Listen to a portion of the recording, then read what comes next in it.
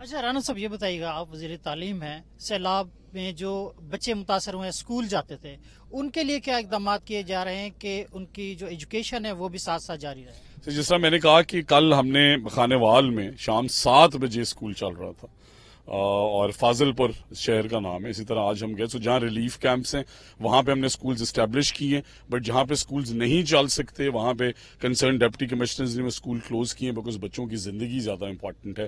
ہم سمجھتے ہیں کہ لرننگ لاس ہو رہا ہے، بٹ ان کی زندگی سے زیادہ کچھ امپورٹنٹ ہے، اس لیے وہ سکولز ٹیمپریریلی کلوز. اچھا، یہ جو فیلڈ اسکول قائم کیے گئے ہیں وہاں پر بچوں کو سہولیات کیا دی جا رہی جی ہیں؟ وہاں پہ ہمارے کنسرن ٹیچرز جو ہیں، depending on the quantity of children, وہاں پہ تمام کتابیں انہیں دی جا رہی ہیں.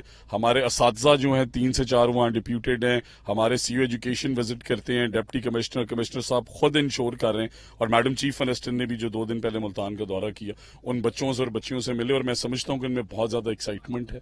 اور کئی ایسے بچے اور بچیاں بھی ہیں جو زندگی میں کبھی اسکول نہیں گئے بٹ اب تعلیم کا شوق ڈیولپ ہو. سبسکرائب کریں اور بیل دبائیں تاکہ کوئی خبر رہ نہ جائے.